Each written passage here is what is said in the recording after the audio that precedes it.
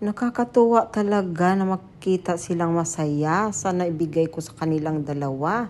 Dahil nga ito si Maridel ay talagang magkakasama na kami nito mula nung ako ay mga teenager pa. Kami talaga magkasama niyang dalawa kaya hindi ko talaga siya nakakalimutan.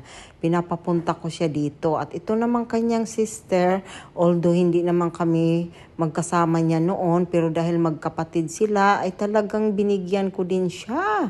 At ayan na nga ang dalawa, busy sa kanilang mga damit at tuwang-tuwa dahil nga daw mayroon na silang palit-palitan pag pumunta sila sa kanilang church.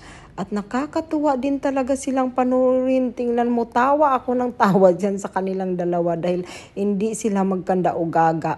Kung makita nyo lang, nung nagsusukat silang dalawa ay talagang para silang nagmo-model.